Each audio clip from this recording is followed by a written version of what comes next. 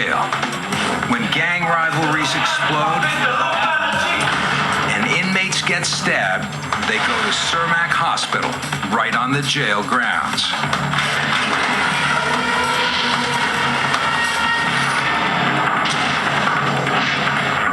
At Cermak, doctors are in close contact with dangerous inmates. Dr. Katina Bonaparte is in her first year at the hospital. She lives with the risks every day. The officers, we always have 2 on this floor. They're located right outside my door. I always keep my door open. Today, she sees a new arrival to the jail.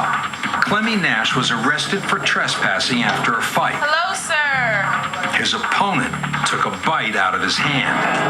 You trespassed on some guy's property. Right. And y'all got into an altercation. Yes. Okay, see, that's the story I want to hear. You got in an altercation, and he bit your hand. Right. Okay. What would you say your pain is on a scale of 1 to 10? 10. 10. Yes. And it's hurting now. It's a problem. Nash is sent to a public hospital for hand surgery, something Cermak can't provide. We don't have a lot of supplies here that a regular hospital has. When I have new patients, they don't understand the spectrum of what we can do here. Inmates are handcuffed and under constant surveillance whenever they're transferred off-site. Bonaparte's next case is an emergency. A newly admitted inmate can't breathe and has been coughing up blood.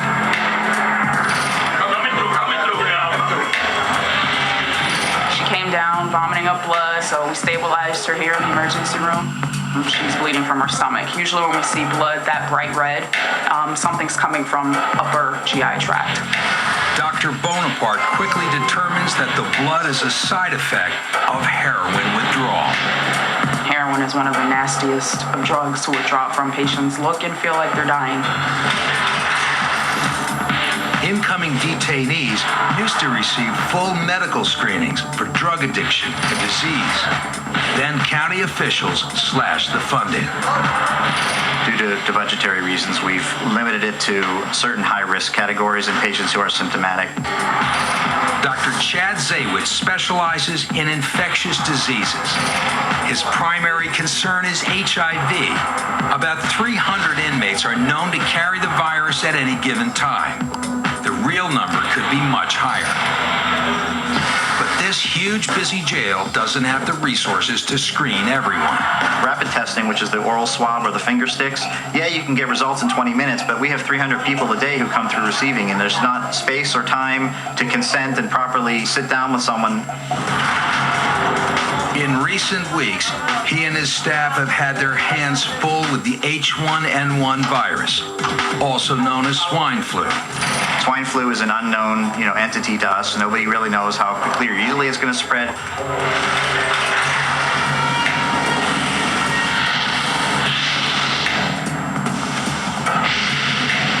Over in Division 2, a medium security facility, 36 inmates have been quarantined due to the swine flu scare. The biggest concern, I think, with the quarantining was that there would be some sort of civil unrest.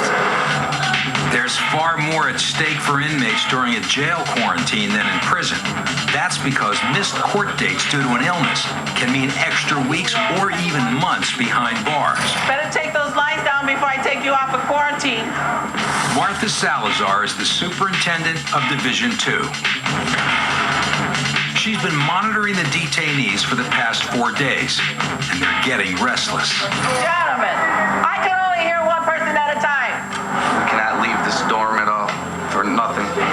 Like prison up in prison, double prison. Finally, the words they've been waiting for.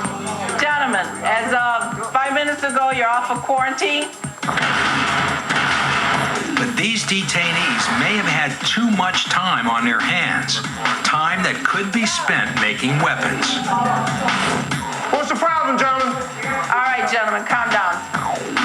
They're long overdue for a shakedown. Sarge, I think they need a shake.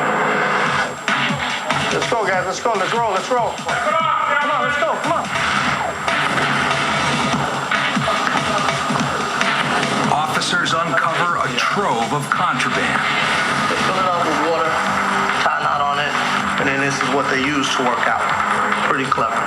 One of the inmates pried into the security light, and the one screw's missing. We're concerned if there's contraband inside the screen. We find dice all the time where the inmates are gambling for chips and commissary items. Some items are potentially lethal. Some of the boots nowadays, especially like the Timberlands, they have a metal support on the inside. They'll pull those inserts out and use those as shanks. They can sharpen them, so we take the boots from them. One thing they'll do is they'll take a shank, they'll tear a sheet up, wrap the end up in a knot, slide it down, and then push it all the way down to the other end. So the only thing they have to do is just pull it out.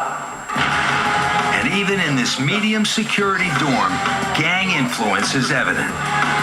This is an example of some gang literature. Statement of love. They use a lot of terms. Holy, divine, almighty. It looks like it might have been a part of a tattoo needle. This is a stapler, as you can tell. When used as a tattoo needle, staples can spread diseases like HIV.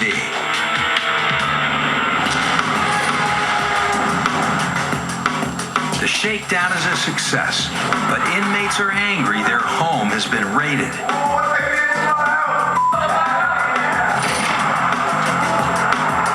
We try to shake them at least twice or 3 times per week. We hadn't been in here, so it was a good time to do it. Next, officers put their lives on the line to break up a full-blown gang riot. And a new gang, born and bred in Cook County Jail, takes on the system.